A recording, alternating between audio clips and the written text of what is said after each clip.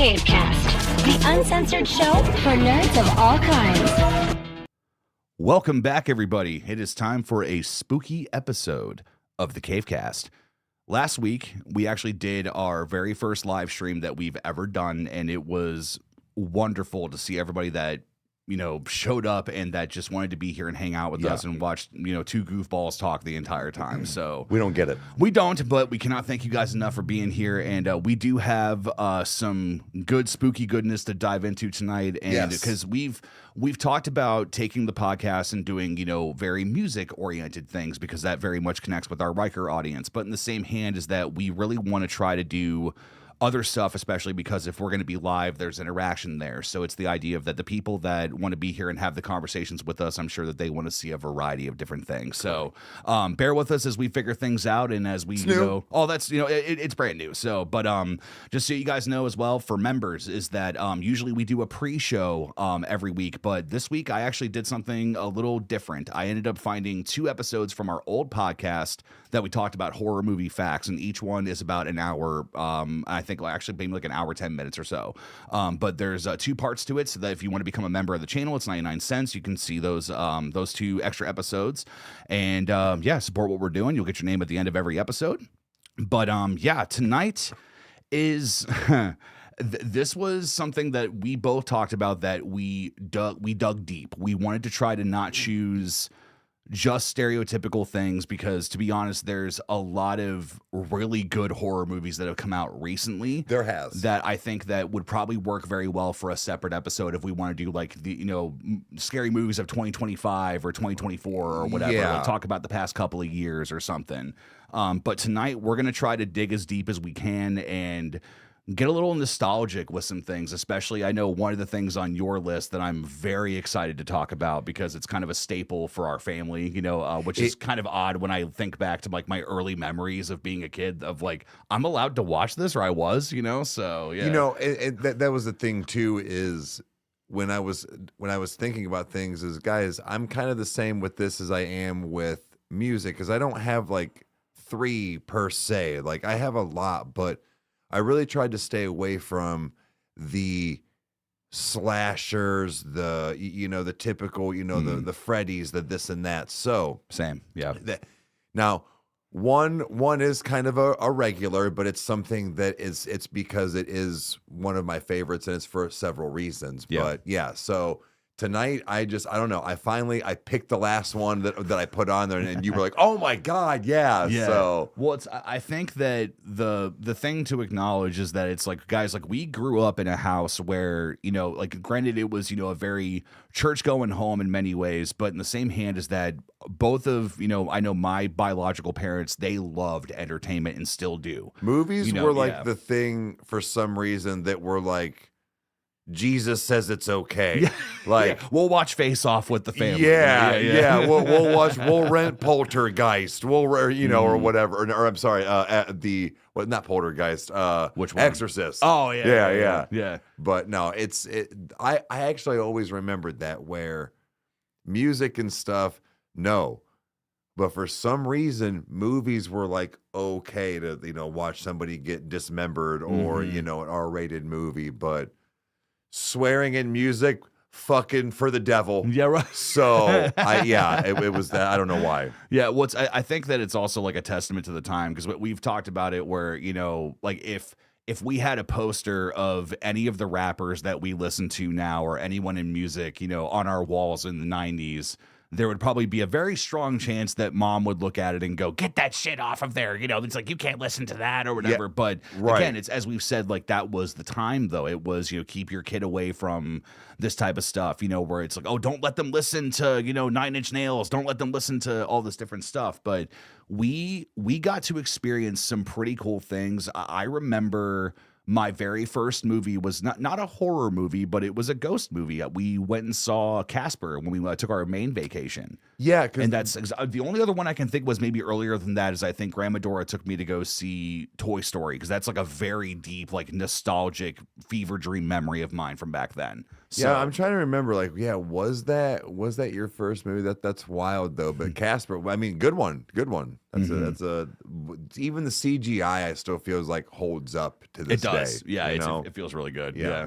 But I think that probably just to kick this off is I'll go ahead and get us started here. So the three that I've chosen, they kind of go with like one is admittedly brand new, and then the other two are kind of like, I don't know, like they're kind of like in the, the past somewhere, where it's like, not exactly like super old, like 70s, but it's like probably like mid 90s, depending like where you're at. Yeah. I didn't look up dates for all of them, but dude, the first one on my list, man, Barbarian. That is a movie that I know for a fact that like there have been times of my life when I have been nervous to go see a movie, like when the Evil Dead remake came out. I remember thinking to myself, oh my God, like, we're going to see the tree scene. And like, this movie's supposed to be aggressive and disgusting. Like, compared. And just, like, right. It's the movie that Bruce Campbell and Sam Raimi wanted to make back in the day. It's if they would have had the budget, if they would have been able to hone into it, but going into that film, I was so nervous to see what was going to happen. And the trailers for Barbarian did a very good job, is that it did not tell you anything. It kept everything as tight as possible. There's something to be said about making a trailer, and you saying that kind of triggered doing what I was doing today, which was making those like kind of opus clips of stuff. And what I mean is that a lot of times when you see a scary movie, you go, I already saw, when you go see, you're like, I saw the whole movie in the trailer. Yeah. All the good stuff, or I knew this was going to happen. So it drives me nuts, dude. It does. It drives me nuts. So like when I like doing my stuff today, where it's like, well, how do I pick and choose, but still get it to where like still come watch or do whatever? You're right. Like trailers like Barbarian and even like Smile did a pretty good job of like giving you just enough where you're like, okay, this is good. Yeah. But when you go see it, you're like, okay, this scene, oh, this was the rest of it, or like, holy shit. It's like horror movies, I think they just blow their wad, and they're like, well, people will still just come and see it because they want to see like the blood or whatever. It's like, nah, man, I'm not scared because I know Jason's gonna come out of that corner because you showed the locker. See, that's actually one of the things that drove me nuts about Smile, is that it is a phenomenal, amazing movie. If that you watch scene, the trailer, dude, it's one of the best jump scares of the entire movie, and you already knew. It's similar to It Chapter 1 when Beverly turns around and Pennywise grabs her by the throat. Where it's that moment of like, well, but that if you hadn't shown me that, this movie would have been truly terrifying instead of just scary. You know what I mean? Like, because so many times jump scares are not used properly. It's always some guy popping around a corner going, hey, what do you guys want for dinner? And there's like a loud like string stab or something, because it's scary. Remember, guys, you're in a horror movie, even though you're at breakfast, so it's like, it's just, to me, it's like, no, it's like there are movies that handle it properly. Yeah. And it's in Barbarian is one of them. It's in every aspect. Like I would say my only critique of the film is the pacing, because it's very jarring when you go from part 1 of the movie to part 2 when we go to Justin Long. I can see that. And I really want to touch on the fact of what you talked about being scared or a jump scare. Actually, speaking of horror movies or scary movies, I watched Weapons last night. And it was good. I argue that I personally wouldn't have like a lot of replay value for it, as far as like just kind of knowing what it is, right? But there were scenes that did both, but I argue that if there was no loud symphony sounds or anything, it would have probably still been like, oh, fuck. Yeah. One of those things. I think it got me louder because things were loud. I was projecting louder in general. So like, it's one of those. I didn't get scared. You just turned the radio loud in the in the movie or something. Of course, you're gonna go, dude, what the fuck? Yeah. I don't like that, because that's not a real scare. But there were scenes in Weapons where, I don't want to, in case anybody's seen it, but there was like, people were seeing images of things, and even you're like, oh, fuck. What the fuck? Yeah. Regardless of there being a loud sound with it, I argue that's scary. That not just shocking your system because you hear a loud noise. Yeah. Well, I can do that. Boo. Like it's not creative. That's not creative. Well, it's almost kind of like the trope that you see in every horror movie where, well, not every because that's a platitude, but like the majority of the stuff that came out in the 90s, maybe even the 80s, where someone goes to a mirror, in their medicine cabinet, they Open stand and there, shut. They take a breath, they open it, they shut it, then I mean, like Just Friends did it, but that was funny. You know what I mean? Where it's like having Samantha be in the background, Right? But in the same hand, it's like, man, like it's very difficult for an audience to be captivated by something that should disturb them, because either you have to push the line so far that it's gross, or you have to get really inventive, and sometimes it doesn't land. And it's like with like doing something new, or finding a different way to scare people. Do you know? Yeah. Do you know? This is completely off of the topic of genre, but do you know what did that for me? Ted. Yeah. I completely forgot that it was a CGI, number one, and two, a talking teddy bear. Yeah. Interacting with the real life. Like that movie took me completely out of the realm that I should have been in and put me over here and said, deal with it. And I did. Yeah. You're right. Like relying, you either have to be super gross for horror movies. Mm-hmm.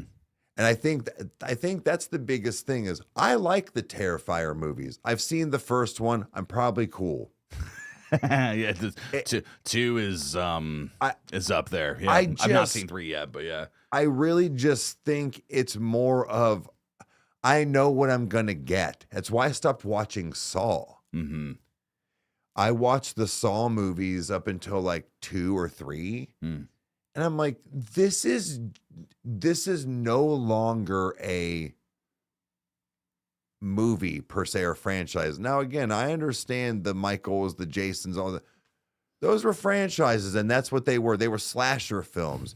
You're trying to capitalize on just like this grotesque brutality because you did. Yeah. There is no reason for these things. Like it's not some boogeyman. It's not some like, how is he not caught? Mm-hmm. Yeah. It's like, why is that so fucking hard to find? Yeah. You're like, nah, man, you lost me. You lost me. Hostel 1 and 2, done. Boom. Gave you what you came for. Scared the shit out of me. Arguably some of the most scary movies out there and Saw because they can happen. See, that to me is actually one of the things I would say that makes Barbarian such an intense movie, because do they push the limit? Absolutely. Of like what's possible with, sure. because I'm going to try to tread lightly, guys. I don't want to spoil anything of for course. anybody, but that's a movie that really takes the idea of mutation and what that does to somebody and like how it can substance. The substance. Yeah, substance is good but too. Actually, that's kind of new. So yeah. I mean, that's the thing is that it's like that subgenre of body horror. Where it's like and come to find out, actually, John Carpenter said that he really wasn't a fan of The Substance. He didn't like it. Really? Yeah, and it's like, dude, you made The Thing. Are you kidding me? Like, it's like that's one of the most body horror centric movies, okay. So, but anyway, but yeah. Wow, man, because we actually were gonna watch it the other night again, just like on Twitch and whatnot, because there was a couple people, but it was like 10:30, 10:40. It's like a 2-hour 9. I was like, oh god, no, like no thanks. But that one was a good one.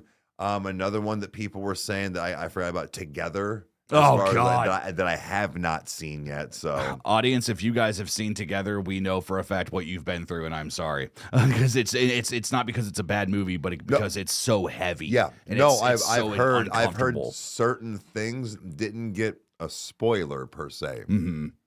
Yeah, but yeah, dude, I don't know, man. Like I think with horror as well. This is where I have a love-hate with horror and new style is and scary just in general. Too much CGI. We talk about this a lot, guys, but doing certain things, having certain moments like It, which is mine. I guess I can talk about mine. They don't overdo it.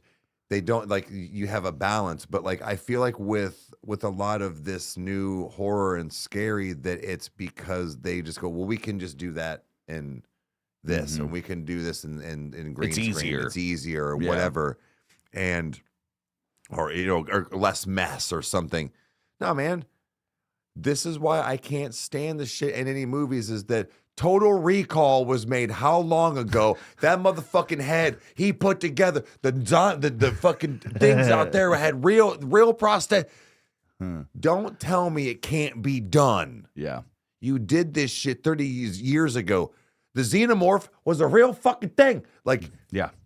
The Predator was a real thing. Yes, it was. Quit CGI in the shit. And that's the thing is, I think that I agree with the testament is that there are those that have said that oh no, CGI it can be awesome, and it can. But the thing is that it's a tool. It's a tool that you should use, and it's one of those that when you look at, for instance, like the creature designs in Barbarian, or even like with the practical effects of Pennywise, is that there's something about when something is truly in camera that it is way more terrifying. Like, there's never going to be a moment that will replicate the first time you watch Alien and the first jump scare happens, because especially for people that saw it in the theater at that time that had no idea what to expect. It's, because I'm assuming that the poster probably was nothing but just an egg that was opening, so it's like, okay, well, what's the alien like? What is it?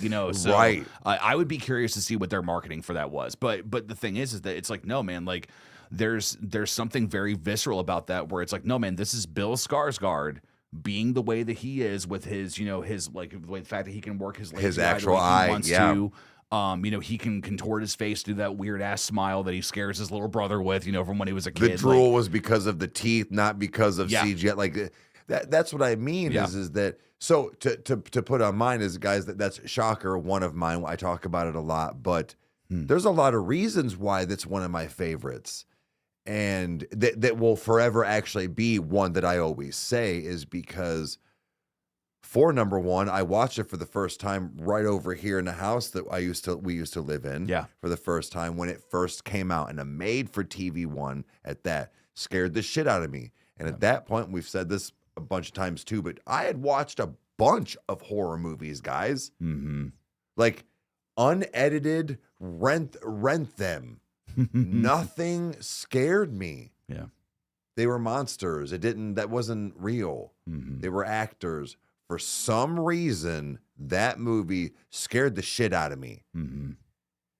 So, but like in a good way. Like I loved to hate it, but it was so much so that I was kind of legit had a phobia of not all clowns per se, but like Pennywise. Yeah, and it's irrational, and I get that, guys, but I would actually like avoid sewer drains until I was like 20 years old, because I'm like, nah, dog, I saw what happened to George. Well, dude, one of the things that they did in one of the neighboring towns was, and I think this is one of the funny things about Wadsworth PD, when they were just like, yeah, like, stop fucking doing it. Essentially, guys, what had happened was that this is when theaters were like the more like smaller theaters like in our area and then beyond were still a thing, because a lot of them have been turned into like CrossFits now and everything. But no, we still to this day have no idea who was doing it, but somebody was going around the sewer grates and tying helium red balloons around the entire city and like neighboring towns and all these different things. To the point that the PD went on the public page and went, can you guys please stop? Because we have to be the ones that cut these and get rid of them. Yeah. And it's like, dude, you're freaking cops out. Yeah, dude. that's what it was. It was like, it's not even vandalism, but they were just like, please stop because you're freaking out the cops, because we got to go do it. Yeah. Like, it's so crazy because your brain goes, it's an actor. Mm-hmm. It's an actor. It's a testament to it, though. It is, yeah. Because here's what's funny. I'll let you guys in on a little secret. Is my new sort of setup downstairs in my studio is, it's dark for a reason, whatever. But I actually have Pennywise sitting up as far as one of the cutouts, and he's kind of right behind me. Yeah, and I was done with kind of shooting and recording the last couple of nights.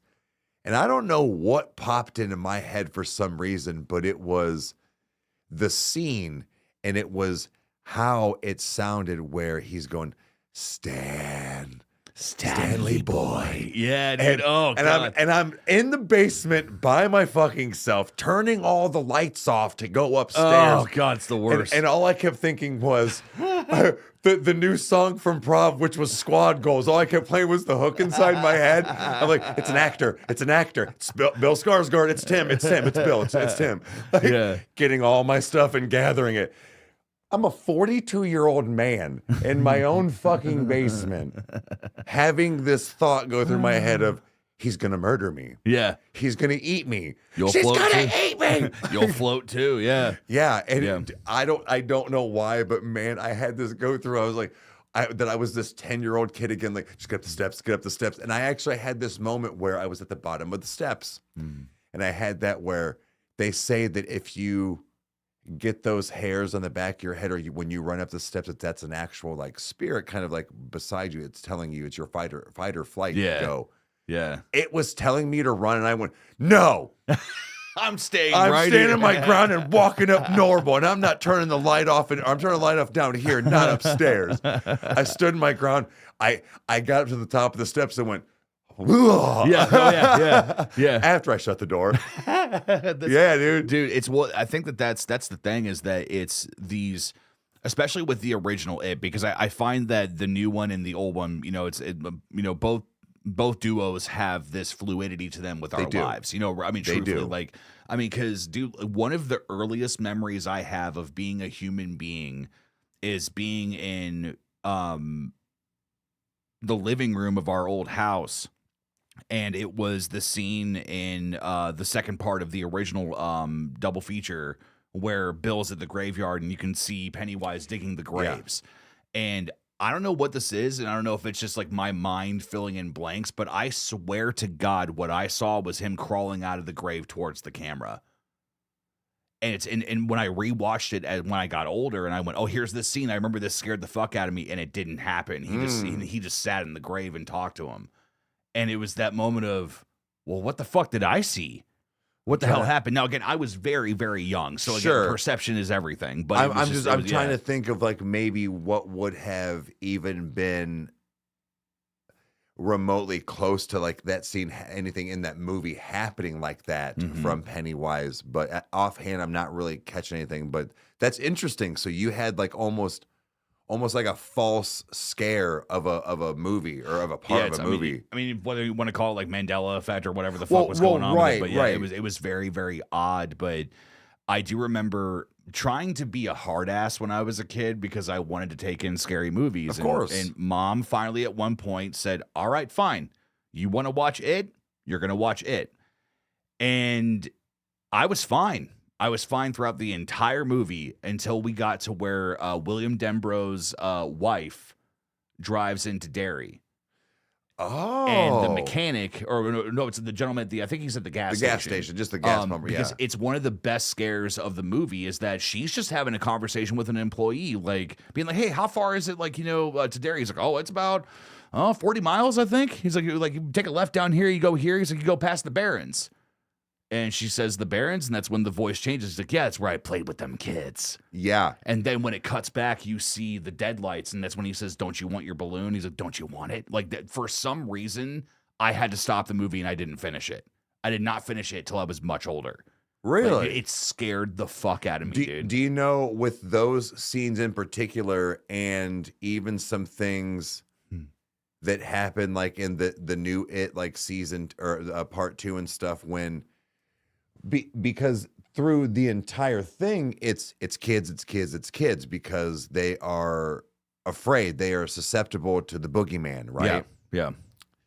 That why was it that the wife saw Pennywise? Well, now as I got older, I realized things, and even like in the new one, in the second part where he sees him after he got thrown over, it's because as an adult, they are terrified in a situation in general. Pennywise is just there to feed off of it. Yeah. Now, it's convenient. It's convenient. You can argue the wife was kind of more of the plant to lure him, but it was also the fact of, no, she was scared. She's driving in the dark by herself, nowhere she knows before. And now you've got this man that she's never seen, and she's got to ask for directions. So now he's got her, because it's both. She's already afraid, but he's like, shit, man, I'm gonna take this dude's wife, because it was the same thing with what's his face, because when he gets him to help him, he has the guard. Yes, yeah. With Henry, yeah. With Henry, because at that point, because I was like, well, I know the guard was scared of dogs, but why is the guard scared? Yeah. At that point. And the only thing I can come to is that he works in a environment with psychopaths and weird, like he's probably just always on edge in general. Yeah. Actually, real quick, guys, I just saw Lee is in here, buddy. Thank you for being here. Hey, what's up? I'm gonna say we try to catch us like other content creators if they jump in and stuff. Guys, go give Lee some love. He makes awesome I reactions. saw Rage was in here too, man. Yeah. So and general hello to everybody in Yes. chat, guys. We're deep in convo, so thank you guys for being here. This is awesome. So, But yeah. no, it's just like I never did understand that part, where it was the guard. That's the only thing I could think of was the fact of like his work environment that kind of placed him in that like more anxiety, fear, Yeah. constantly, to where he was easily susceptible to like see that dog or whatever it was. Well, I think what's interesting is that somebody did I mean, there's many people that have done, breakdown videos of Pennywise and like talking about like, his creature form and like what he really is. Which, I mean, if you watch Harry Potter, you know that he's a boggart, so it's like he's just changes into like what you fear the most, which is kind of interesting. Right. But in the same hand is that they talked about how his ability truly is like that of a multi-dimensional being, is the fact that not only is he able to terrorize Derry and do what he's doing there, but he was able to go to the asylum at the same time as Patrick Hockstetter, or no, Belch was in the book. It was, I think Belch was the one that picked him up. So you've got that, but it's like he's able to be borderline in more places than more places like in once. Like, multiple places at once. Thank you, I fucked that up. But it's just there's something truly terrifying about that, and it's especially reading the book. It's one of those that I've told people that if you have the patience to get through 1,500 fuck off pages, that it's like you can truly see why the source material is so scary. Because it's, like the scene that stands out to me was about I want to say it was like a 3 or 4 year old kid that a mom ran them a bath, and through the drain, she heard it like something was clogging it from like downstairs. She's like, oh, what's that? She heard the bells of Pennywise. And when she went up, both of them were gone. Like literally her kid just sitting in a bathtub, just disappeared. Like, it's like when you think about that, like your inherent fear as a kid is that you're going to go down the drain. Or that it's like, oh my God, like all this bad stuff's going to happen. And like he literally took a childhood fear and made it reality because he has an entity that was able to do it. Well, like when you said something about being all places at once, well, I mean, he does say in part of it, well, at least in the original, where he's like, I am eternal. Yeah. Where it's like if you think of like eternal, that's like omnipotent, where it's like you're a god, like you can be multiple places at once. You're everywhere. Yeah, that's what makes him scary. It's just that I'm the eater of children and of worlds. Yeah, of worlds. Yeah, it's so like, and even interesting too is that when they go to the final showdown of part 2 of the original, is how they what always got me was how small the door was. Going into the big cavern. I mean, people can give shit to the spider all they want. They did the best they could, and it was practical. But it's like that. I remember thinking to myself, that's so weird. It's such a small door compared to like, it's like, does he take the form of like a dog to go into his lair or something? Yeah, I always wondered that too, like why that was so small. But like, yeah. Mom just said I gave Chaney a bath, no voices. Thank God. So, we're not in Dairy Maine, thank the Lord. So, but yeah, so that was one of mine. Original and new.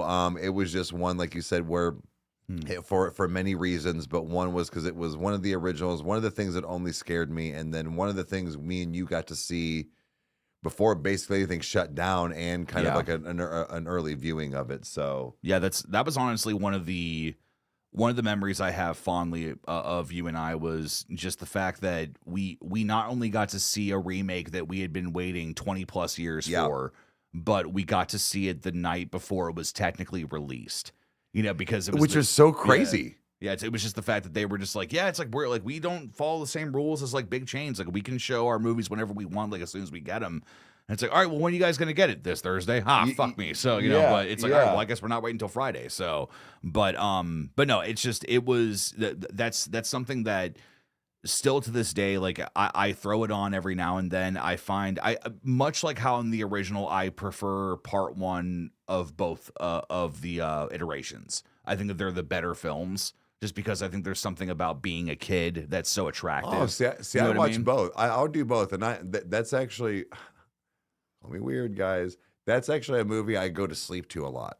Yeah, Like I'll put on, but I will. I'm not the one like I do both parts and both versions. I do tend to watch the new one a little more, but yeah.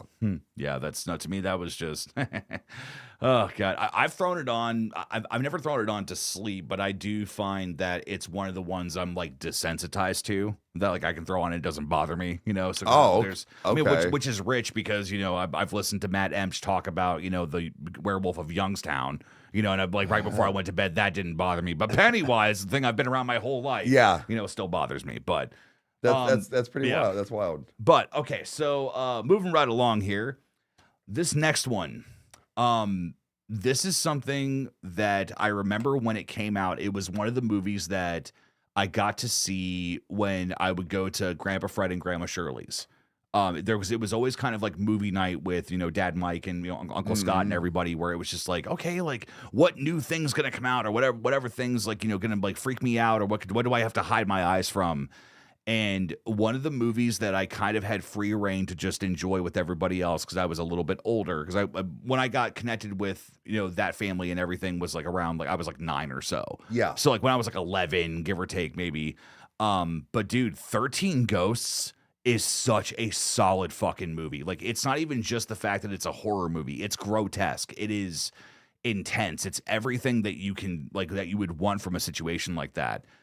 But it's just a damn good script. Like it's, you know, it's a little bit hokey now. It's a little dated, but at the time it's like that was such an intense, wonderful Tony Shalhoub and Matthew Lillard movie. Like it's amazing. I actually said, knowing that you had that on, that's why I took it off. That was one of mine as well.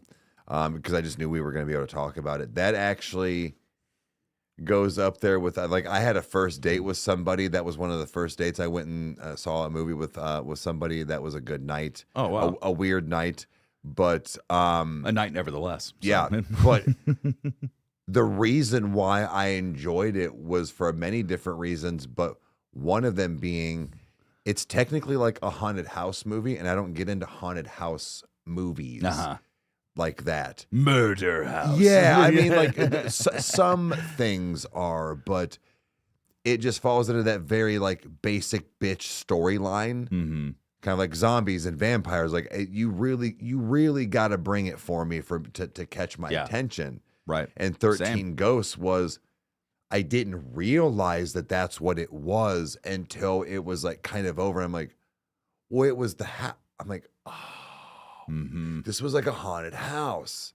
Yeah. And I think that's what was a big, and Matthew Lillard, like, come on, man. Like that man deserves all the flowers before he dies. Yeah, for real. That's what's especially too is that I never saw the original because I know that there was a black and white version of the film that was made a long time ago that obviously it was based off of, but I thought that it was a really cool idea and a concept of the fact that no, there are glasses that are made that you can see the spirit realm. Yeah. And it was, you know, like in the moments that are used with like, you know, one character having glasses and the other one doesn't, and they're screaming, get down or whatever. Cause like, you know, one guy's coming at them with a bat that they can't see, or my God, the jackal. Like that's like, dude, like that is probably still one of the most intense entities I think I've seen just put into film, and it's the sound design, it's the practical, it's everything about it.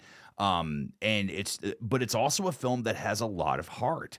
It does. It tugs on your heartstrings a bit. And in horror movies, that's not easy. You know, it can be if you have the right writers. You know what I mean? But it's like, dude, like 13 Ghosts just it did everything it could to make sure that it was like, no, this is what it's like being a single parent. Right. You know, and it's a tough deal, you know? Well, even at that, the fact of, you know, things weren't accidents, things were made to happen, and Mm-hmm. things like that, where like I said, kind of played on the heartstrings. But I think that the movie could have been such a big goofball mentality, and it wasn't. Yeah. They did a good job at, like you said, kind of taking that that script and that vision and taking it to another level. That movie had kind of a lot of action with the horror at the same time. Yeah. But it was kind of like in one location. Mhm. It was in the house for the most part. Yeah. That movie, like I said, when you put that on there, I was like, all right, we were both pretty much on the same page. But that's when I was sitting here, I was like, hold on, let me flip some stuff around. But no, man, I get it. And that one actually has, I don't know for you, but like it does have a lot of replay value for me. Like I could turn that on and just have it on in the background. Oh, for sure. That's not a like it's not a movie where you are at the mercy of the mystery. Correct. Yeah, it's like there is enough mystery that's in the film, but the thing is that it does a fantastic job of showing that the stakes are high and showing that it's that anything can happen. There's a lot of different, like, dare I say, not to repeat it, but like multi-dimensional kind of things going on of like, especially the sound design of Tony Shalhoub's wife. When she speaks, it's almost like kind of like House on a Haunted Hill, kind of like reverse reverb kind of sound effect, where it's like you can hear what she's saying, but it's very difficult. But the second you piece it together, you're scared. Yeah. Because it's kind of like run, get out, go, and it's like, wait, oh fuck, no, I spent way too much time trying to figure out what the fuck you just said, Right. But especially the film opens up with such a bang in that junkyard. Dude. With the like what was it when they bring out the trucks and Matthew's character, he's like, we've never needed bait before, what are you talking about? And it's just trucks of blood. It's like, dude, it is one of the coolest openings besides like Ghost Ship. It is where it just starts off with a fucking bang, dude. It's so awesome. Agreed. And that's when like horror movies are built by design to do openings like that. Like they got to get you to be like, okay, well now, and then you have the slowdown and you go back in. But pacing, Yeah. Right. But it was just that opening scene. I remember being in the theater and being like, are you seeing this? Like a dude gets pulled in, like cracked in half through a hood of a car. Like, dude, it's fucked. And I just remember being like, man, this is going to be a good movie. And I was right, but it was that whole slasher meets like a what do you call it? Like not extraterrestrial, paranormal, because again, paranormal and ghosty kind of things aren't always my vibe. But it had this very like brutal kind of mentality to it, grotesque, even borderline, like with the scene with it cuts him in half. Yeah, the split scene. The split, dude, that's up there with one of the best scenes in a horror movie. But it just, I don't know, man. That movie did a lot for me. A lot of, like I said, a lot of replay value, and I think still, like I said, still holds up with a lot of the, even like some of the CGI that they did was you're like, yeah, I'll let it slide. I think that probably my biggest critique of the film is it is a visual thing, but when they throw Cyrus into the machine and where it's kind of like, oh, you had me. Like you lost me for a second, but hey, he's dead. Whatever, cool. Like, all right, bad guy's down, whatever. But right. That one is. It's a lot of fun, and to me, it's the closest I think that with a list of movies I would put together of what I've enjoyed that are just like it's almost kind of like a fun house ride. Yeah, you get to go through this entire thing. You get to see the basement. You get to see. What does Matthew Lillard say? He's like, what did I say? That there's a petting zoo downstairs? No, there are ghosts. There are ghosts. Yeah. He's like, oh, if the jackal's out, screw the kid. We need to get out of here. So it's such a fun movie in every facet. It's one of those that a part of me wishes that not that they would remake it, but that if they would modernize it enough to kind of get rid of some of the cornball a little bit, because it was like kind of like a 2000s film, so it was. Well, I thought they were supposed to make a show. I have seen this be put out on tons of social media for the past like 5 years. Like I didn't know if feel it was like it's real. been that long. No, it's usually always somebody that has like a good idea of like they should do a 13-part or no, a 14-part series where they do 13 of each ghost, and then the 14th is where they all come together. or with like now like the house is actually like happening or whatever. Yeah. Either that or you do 13 episodes and it's the perfect prequel for the movie and they work together. I mean, who knows? But Sure. but I would personally love to see that happen. Like throw it on Netflix or some shit. Something. And see, Yeah. I really think that they're missing an opportunity here to capitalize on us old heads plus the younger generation as well too. I mean, they've recycled everything else. So what the fuck? Yeah. How many times have we had Jason done or fucking Evil Dead or, like, bro. Which apparently Evil Dead Burn is going to be coming out, I think, in 2026. They just wrapped up filming for it. So that's something that I am dying to see with this new trilogy that they're going to do. So I mean, again, if they can doing something right, even if it's a remake is great. But I don't know, man. Like, I feel like they do too much. And again, there is something to be said about slasher films, like those old, late 70s, 80s, and 90s. But that was the thing. You're trying to do it with characters and stories that have no longevity for 10 fucking movies. yeah. Like Freddy and all this stuff. That's not how that works, man. You're pulling. I think the problem that I have is that it's the fact that all the different installments suffer from sequel syndrome, where it's this all was ambiguous, so we're going to talk about how Freddy was born in an insane asylum. Yeah. And is that interesting? Okay, sure, but in the same hand is that there's so many times that things are shoehorned in at the last second that I kind of have this thought process where I'm like, guys, if you just wanted to make a movie with Freddy killing more people, you could have just said that. We could have just watched a bunch of cool like kills happen in a dream thing. We didn't even need a story. Right. It's like the whole like Saw thing where it's like, if we're gonna put people in traps, just put people in traps. Like it is what it is. Yeah, It's exactly. like, we will pay for it. We want violence. It is what it is. So I think that's just it. Is that was what I meant about the Saw movies, where they just did it just to do it. There really was no quote story. I know that going to see Freddy and Jason, all that, there is no story. there is. But yeah. Right. There's a story, but there's no like real Saw, like something like Saw really tried to sell you on this. He's back and with even more people that were worse than before. So, what did he say? He said, "You think that it's over because I'm dead? The games have just begun." Yeah, and it's like, dude, okay, all right. So come on, like you did all. I thought you were sick. Well, and that's one of the things I actually really liked about Saw X was it was the first time that we ever got to see John Kramer actually at home, where he's laying on the couch and in pain with a blanket over him because, he has cancer. Like he's relaxing. He's trying to do his chemotherapy, or he's doing the things to help push things off a little bit. And that's one of the things that really drove me nuts about that series is that you're telling me that this guy that is terminally ill has the energy to do all of these things. That's what I'm saying. And the money to I get that he was an architect and an engineer. I get that. But there's only so much help that Hoffman and Gordon and everybody can give him before it's like, bro, like we're out of fucking hands here to help. Your entire fucking warehouse full of what was it? Probably like Saw 6, where it's like, no, it's like this entire fucking warehouse had so many elaborate things. By the way, all the different rooms have timers in them that are 110% synced. And it's the fact that every trap triggers on it with no one being there.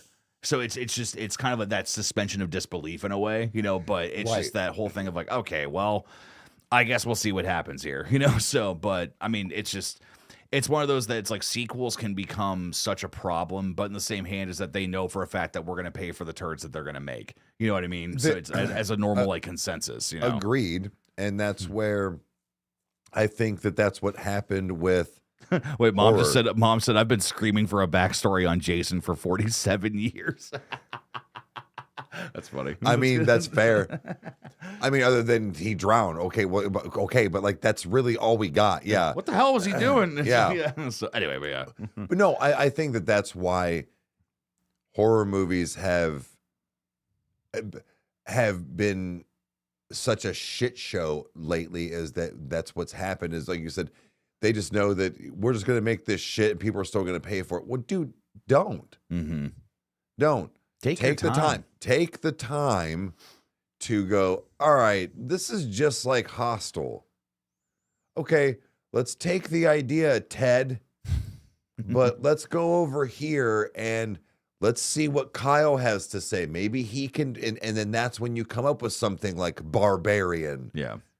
Or whatever. Yeah. It was not even close to what you started with, but like it felt the movie you were writing and doing a script for was a comedy stoner movie. Yeah, it's was for very 7 different months. Place. Yeah. Yeah. And then you had one spark go, well, that would be funny to throw. And then it went from being funny to, well, now this is a horror movie. I think that was probably the biggest like tonal shift I think I had when coming up with a concept of something, that it went to a whole different vibe. You know, right? It's like kind of like, well, it's about weed. It's like, well, no, it's not. It's about this. It's about, you know, like faith. It's about, you know, these very concrete kind of like real things. And that's, to me, that's what makes any movie, but especially a horror movie, because dude, you want to root for people to win. You like if they do their job properly, you want to see the final girl make it because she is going to graduate.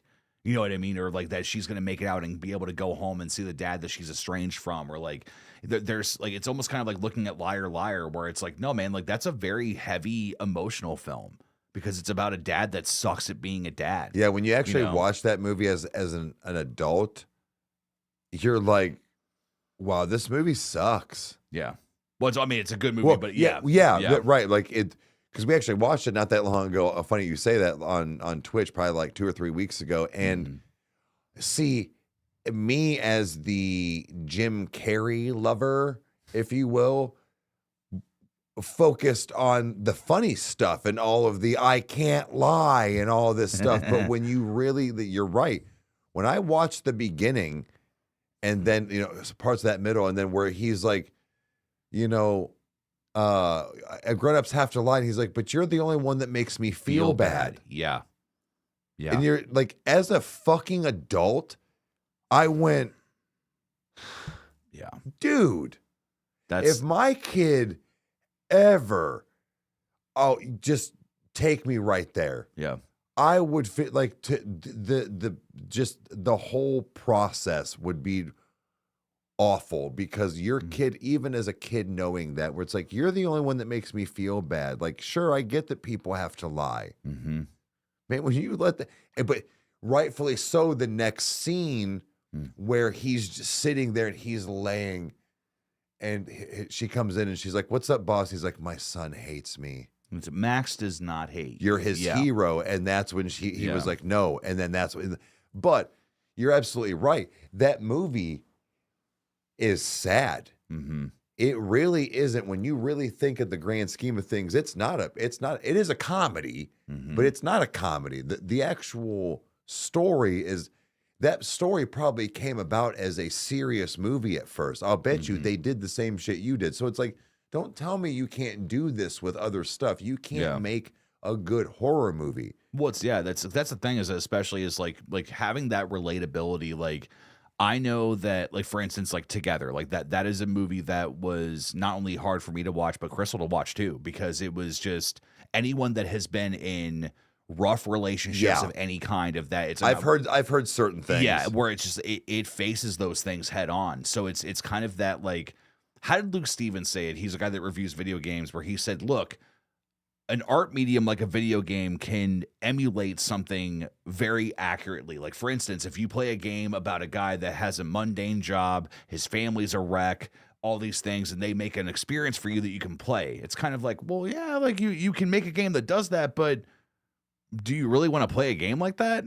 You know, it's like, just because you can, you know, like, to show those things. So like, it is a very delicate line. You have to walk with that, where it's no, man, for every horror movie like it is the fact there's a Richie Tozer to make everyone smile. There's the light in the darkness. It's like, it's being able to have those, you know, those balances that happen, you know, and especially in Stephen King stories, because he has characters that fit those dynamics and those stereotypes quite often. But it's because his stories are interesting. They're relatable. You know, it's like, whether it's through loss or if it's through, like not having a career or finding it and then finding out that it's corrupt, or like, I mean, it's just like, there's so many things that horror movies can do very, very well, because the second that you relate to something, you put yourself in that situation. Now you're in the terror. You know, and now it's that whole idea of like, no, I am running up the steps in my mind. You know, when this whole thing's going down. You know, so but okay, so. Your next one. So I'm going to go done with 2 or 3. I can't remember how many you've done so far. I've only done one. Well, this will be my second one. Okay, yeah. So this was the one where you were like, "Oh my god, I can't believe." So, guys, there's a movie called House. Yes.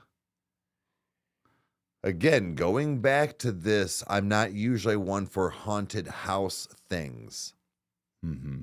House was a movie that I rented a lot. Yeah. It had this fucked up, creepy skeleton hand that was like unlocking a doorknob. Uh-huh. And I just remember the first time seeing it, I want to say I was with Aunt Heidi and Mom. Like, I think I was over for when they would do the Friday nights, spend the nights and watch movies, get the Lawson's chip dip and Doritos and popcorn. Oh, hell yeah. Yeah. It's a good old So I remember, again, Mom would let me watch. So I remember watching it, and there was so many iconic scenes, but even just the beginning, how creepy and eerie it was with, you know, like the aunt or the grandmother, whatever it was, that, you know, that kills herself and stuff. But then I do remember there was this one scene where Roger goes upstairs and he sees the aunt or whatever. And he's like, "Oh my God." And she's standing on the on the chair, and she's got the rope, and she's like, while you can. Yeah. Well, yeah. And she's like, "It tricked me, Roger. I didn't think it could, but it did." Mm-hmm. And that's when she's just sitting there, and she's like, "Yeah, leave now." And he's like, "No." Mm-hmm. But it was just the fact of she had this mentality that it tricked me. I didn't think it could. It got me though. Wasn't it? Because I mean, it's been a long time since I've watched the movie, and I just need to rewatch it just because it's just so much fun. But she lived in that house for a long time. Yeah. And it's interesting that it never preyed on her like that until near the end of her life. That's what I'm saying is yeah. that's where, like, as I got older, I realized where, yes, she lived there. She never let it get to her. Mm-hmm. She lived there 40 years probably. Yeah. And that's when she was like, maybe she was like kind of going in her mind or something, where that's when she was like, it tricked me. I didn't think it would, but it finally got me. Mm-hmm. It finally got to me. Here I am. Yeah. But it like that, it was, so there was that, like, that kind of always spooked me even as a kid.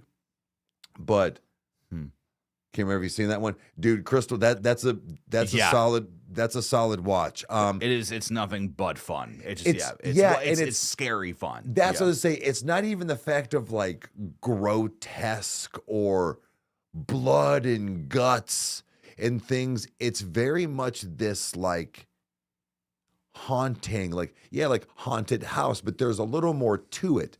It also does play on the, father-son string and parents and stuff as well, because there's like almost like two stories that are going on with this. Yeah.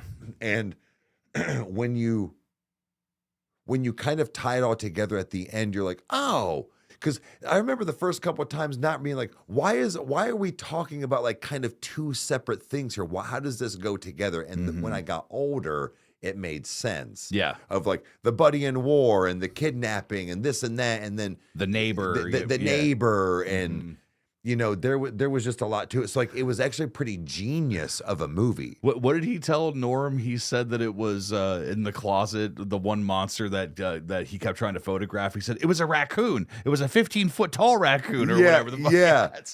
And all he said is like, all you need to do is when I open it, you shoot. Yeah. And he's just like, okay. Or like the scene, because like there was even funny stuff where when he was practicing all of the stuff. Hey, Roger. Hey, Raj. And he's like, hey, because he runs out and he slides on the, from all this stuff. But it had, because that was another thing I did remember too, where there was these moments of funny.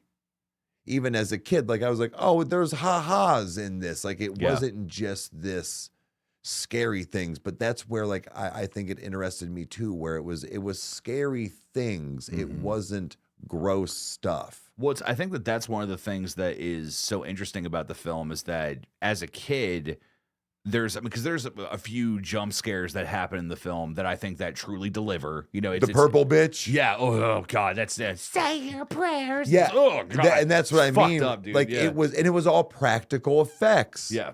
So that's where like, don't tell me you can't fucking do this shit. Well, and the thing too is like even like with the mirror scene, I think that's one of the more like now that I'm older, It's and got I a think bit of about it- CGI. Like, well, yeah. I mean, the CGI is definitely dated, but like it's for anyone that's seen the movie, you'll know what I'm talking about. But it's where he finds a mirror. I don't want to spoil why he finds the mirror, but it's when he's going through it, and all of these random monster hands and tentacles start coming out Yeah. after him, and it's kind of this moment of like, what the fuck happened to this house?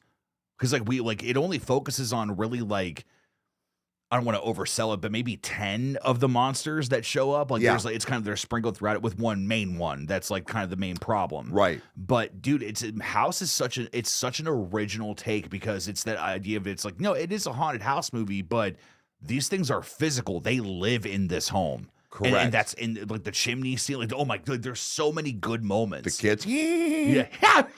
Yeah, And it's like the fucking eyes and teeth. I'll fucking kick you across the room. Yeah, right. But like, no, that's where it was. Is that that one did a good job too of doing that realm where like I forgot that it was a quote haunted house movie. Mm-hmm. It did the same thing 13 Ghosts did for me, where it took this realm of something I normally very much dislike, but the things that were in it or attached or whatever it wasn't just spirits of, oh, it's the spirit of Debbie. Yeah, we're communicating through a witchboard. Yeah, and it wasn't one of those where it was like, oh my God, I got scratched, but nothing was there. Fuck off. Like, that's why I don't watch The Conjuring. That's why I don't watch it. Like, I don't watch any of these Insidious.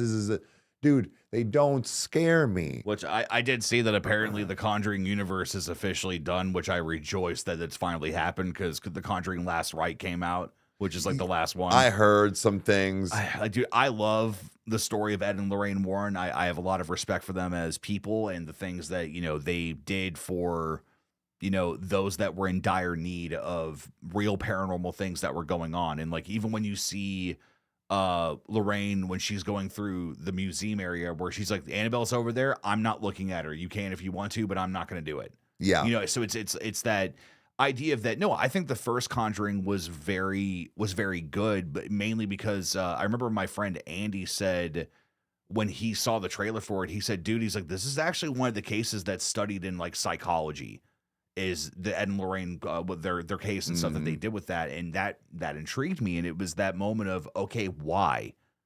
Like, why did they bring in scientists and demonologists and all like these different things where it's like, it's on record that this happened. Right. You know, so it's that kind of interesting thing. Obviously they Hollywooded it up, you know. Well, and they, everything, of course. Yeah. But it's that moment of like, nah, man, like I just like, it's like you stretched it out way too far. You made The Nun, you did a sequel to it that didn't need to happen. Annabelle had some good hits here and there that it's where it's kind of like, no, give us something new, guys. Like, it's like, you know, I would rather them revamp Paranormal Activity for some reason. That's how sick of The Conjuring I am, but that's just me. So, well, but that's just it, is So. that like I hate these movies where they're like, it's so scary, and I get that not everybody is the same with stuff, but it's like, these are not scary. yeah. These are spooky at best. And again, you are giving people jump scares with more loud noises out of nowhere compared to a actually scary jump scare. Some of the most terrifying things I've seen in movies haven't needed it. Yeah. You know, where it's they just slow pan to something and it builds that dread, you know, but yeah. So no, but House is definitely Definitely a solid one, man. That was one that I rewatched a lot. I rented a lot. Cousin Alan messaged me the one day and he was like, dude, the movie House that we watched, I was like, yeah. He goes, so it existed. You remember, like, yeah, man, why? It's He's like a fever dream. Yeah. He goes, dude, I just spent 20 minutes trying to Google. He's like, nothing was coming up. He's like, that wasn't the same. And I figured out what happened. There was like another movie. There is, yeah. And he's like, it wasn't the same. And I'm like, I found it. I was like, no, you remembered Craig. He's like, man, he's like, I thought I made the whole thing up. Yeah, I was like, no, man, that movie was definitely real. Loved the shit out of it. Well, and I think that's again, it's a testament to just like how iconic the film is. I mean, even like for people that don't even know about it, it's one of those that it's like, no, like when you take it in and you see this, it's like it was like whoever wrote the script and put it together. To me, I feel like it has the same weight of you're going to need a bigger boat.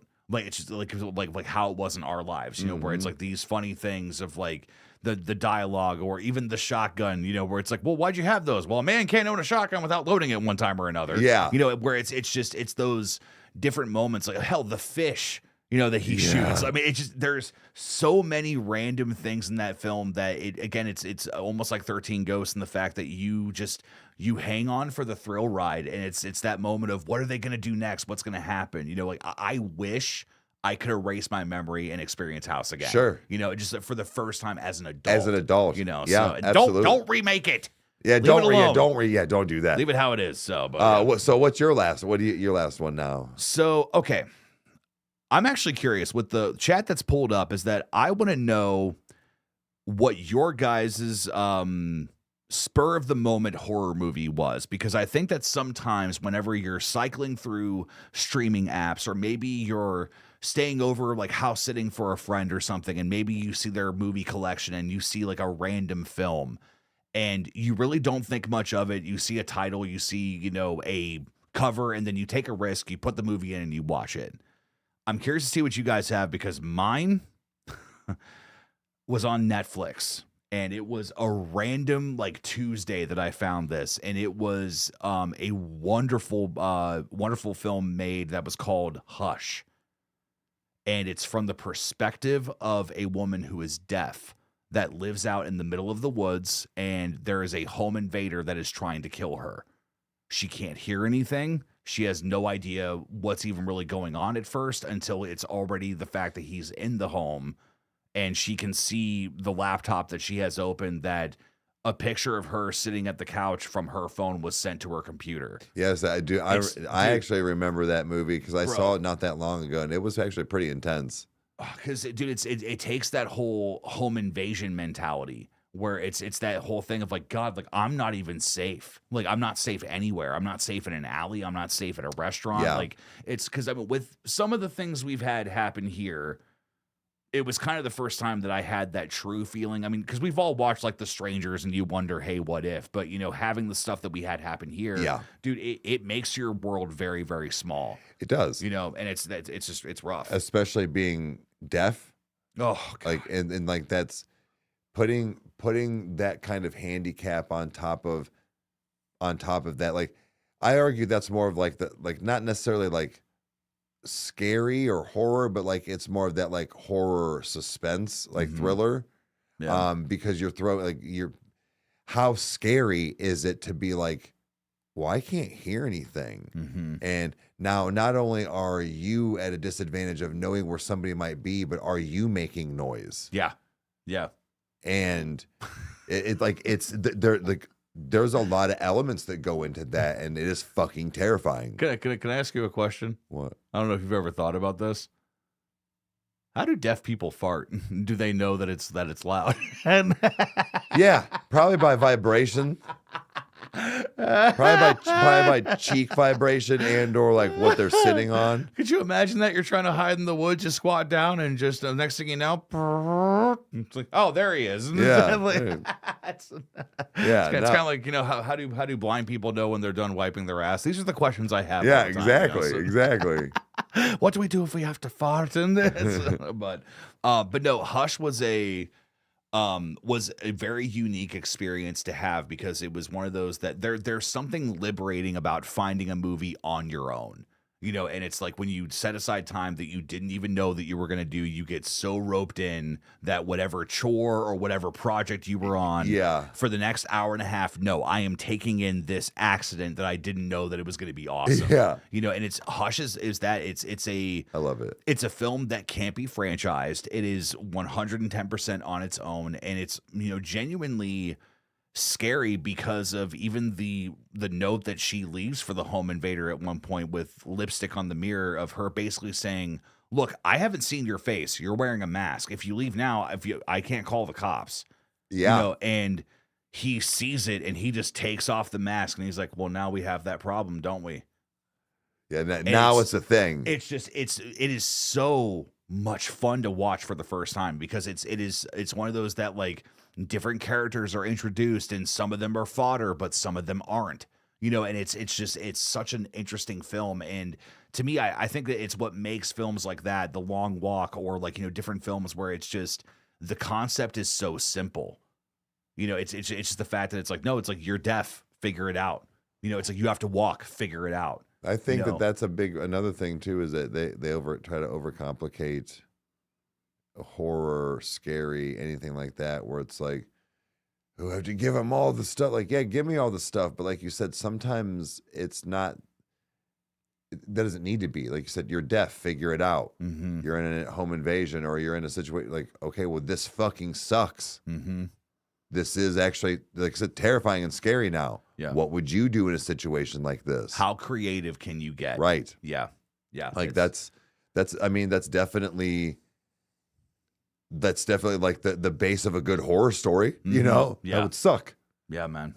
All right. So as far as your final one, I can't. I mean, you told me before we got started what it was, and I can't remember what the final one is. So I'm very interested to stay away from, you know, like I said, the regulars, you know, Halloweens and all that stuff. I went with something that kind of the same thing that happened with you with Hush. I want to say it was on one of those like random HBO day night things where like it was just on. Or like I saw it was like on in the TV guide. I was like, well, what's this? And it's called Wishmaster. So, dude, fucking Wishmaster is wild. Yeah, Wishmaster is really good. And surprisingly good for being that almost like a B-style horror movie. So guys, if you don't know what I'm talking about, go look it up. The second one's all right, but it falls into that almost kind of like Nightmare on Elm Street, which ironically, Tony Todd is in it. So is Robert Englund. Like a lot of the big horror icons at the time were like made cameos and stuff in the film, right? So I was like, oh, it's going to kind of have that feel, which it does. But again, all practical effects. The guy that did the regular person is the guy that did the person and all the prosthetics, which was really cool.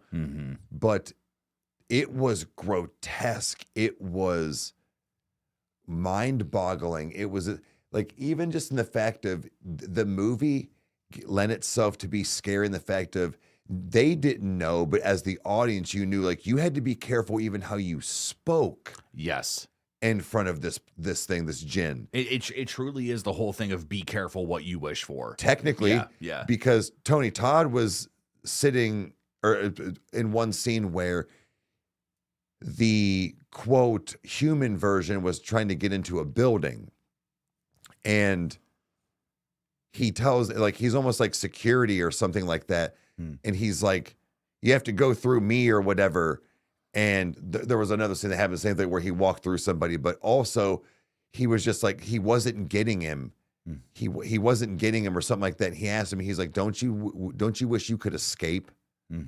Like this job, all of this stuff. And he was like, don't you just wish you could escape from it all?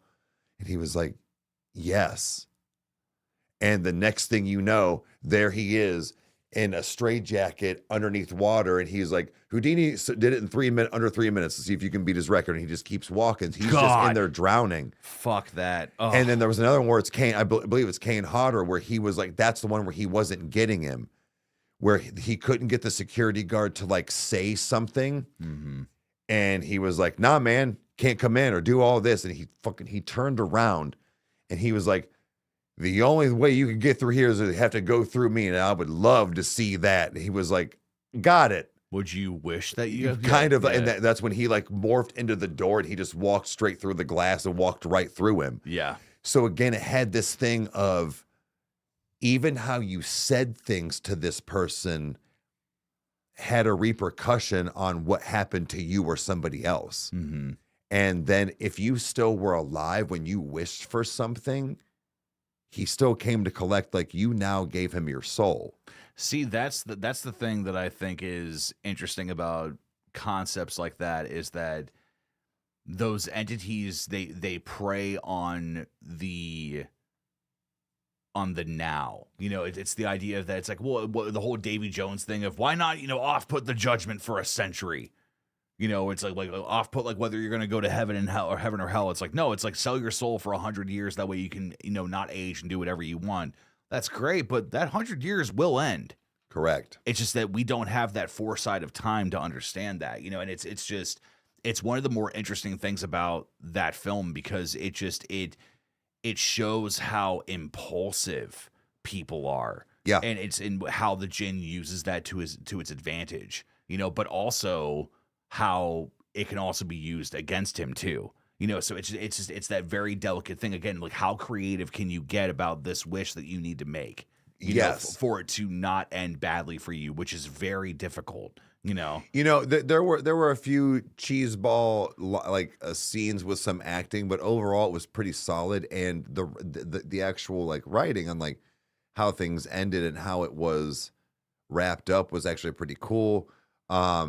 There was just a lot that had to do with, like I said, the practical effects when it came to like a lot of chaos that was happening, and just like wet, sticky stuff. And you're like, oh God, like this is all real things. Like there's a scene where Robert Englund is, because he's like some art collector or whatever, and that's actually how this thing became a part of like the world. Was a thing got broken, the gem was in there, and a thing. But anyways, where there's a party happening and it's just chaos of things. It's almost kind of like the ending scene, one scene of like Cabin in the Woods. Oh, sure. Where it's just like a bunch of just like ridiculous things happening to each individual people. Dismembering, yeah. And, violence and So you're almost like every time you rewatch it, you find something new. and so it's actually really cool. But that movie, I still feel like holds up very well for a lot of things like practical effects, and even the CGI was very little and it's shit. But at the time, it was like those moments were probably really good. It does not hold up very well now, but they relied so much on practical, you don't really get taken out of it too much. You kind of just take this for what it is as far as a horror movie. Because that's what I've noticed. I'm more of like, I need like the stuff when it comes to a horror or a scary movie. That's why I said paranormal stuff doesn't always get me. And that's weird that kind of two of them had to do with like houses. Well, like you picked one, but like my house one was kind of more of like haunted house. But they got me. They were good. That's the thing, is that I think that it's just the full proof that if you approach something in a new and fresh way, or do it in a way that, again, it's like kind of like I remember one of my Scoutmasters even said this about Saw, but the first one was that he said, I am not a horror fan by any means, but he says it does not change the fact that twist in Saw is incredible. Yeah. There are just sometimes that there are just good movies that are made. Absolutely. And that's the thing, is that I think that that's what we've lost like sight of, is that it's everything is build a universe and we're prepping for this sequel and we're doing this. It's like, no, Andrew Garfield's Spider-Man, we're gonna do 7 villain films in between before we get to 3, because we have to establish the villains. And it's like, just make a good script. Yeah. Like, guys, give us a beginning, a middle, and end. And it's like, if you have something in your back pocket, sure, give us some more later, but it's just like, granted, there is a sequel to Wishmaster, but there's something so wonderful about the original, just like, because it goes into that whole mentality of that they just got it so right, the first time around. I think that's what is upsetting, is that they got it right the first time, and then ruining it by thinking they could do better by, or doing more with a second one, and or just doing so bad. It's like, how did you fuck up that you invented this? Yeah. How did you fumble? Well, look at Jeepers Creepers Reborn. So and Jeepers Creepers was going to be was actually kind of a runner up as well. That movie did a good job at kind of just scaring the shit out of you. Dude, I don't know. Jeepers Creepers 2 was pretty solid. See, a lot of people give the second one shit because they say that it's more of a like an action film, but I disagree. I think that that's got some of the most visceral things, like when he's hanging upside down behind the bus and weeding them out until he gets to the main one that he wants. Yeah. And he's just like you can just tell like there's so much just hunger and desire in him. And like, dude, like if that scene does not make you shit your pants, you know, it is so terrifying. Oh yeah, like I said, those first two are solid. Yeah. You know, one of the only few, other than like I said, normal slasher films, I think that had a good sequel. Mm-hmm. You know, they did a pretty good job. So I'd say we didn't need number 3, and we certainly No. didn't need number 4. You know, but it's just because a lot of people like they get soaked up into the mentality of, oh, well, what is the creeper? You know, like what? How did he? You know, this, and this. And I mean, Victor Salva said it himself. He's like, I don't even really know, but he said he started off human. We'll go with that. You know, that's as much as I will reveal. Now, I think that over time he has since crafted the idea and knows more so where he came from, because I know that one of the comics that was released that they show all the Aztecs sacrificing people, and they called I think it was the dragon god is what they called the creeper, and he would come down and collect people, Okay. you know, for like their organs or like different pieces of them, whatever he would need. But it's also just such a horrific mentality. It's the fact of that anything that it eats becomes a part of it. Like, oh God, like the regeneration, the, you know, growing, all that stuff. Like it's so fucked up. I love it. You know? Same. And I think that was a big part of like why I said that was definitely a runner up. Mhm. It had a lot of that practical effect. It had that creepy, gross mentality as well. It wasn't just blood and guts, but it was, like I said, like, you know, slimy and you know, and dirty and like, you know, stuff like that. Like that's a factor in the thing. We're like, God damn, like, man, I got to deal with that. Like, I hate that. Or like wet sock. Yeah. You know, my fucking arms off, and I got a wet sock. Pissed. It'd be more focused on the wet socks and the dismemberment that probably just Yeah. happened. But no, guys, this was a little dive into just the mentality of some of our favorite scary movies. We hope you guys have enjoyed this. This was just to kind of bring in just the Halloween week. I know that we celebrated Halloween this past weekend, but Halloween is technically this Friday, so we felt that it was the right choice to do something spooky. I'm sure we'll approach something music again here pretty soon, and we'll do a deep dive of some sort or talk about some songs again, different things like that. But regardless, thank you for hanging out with us tonight.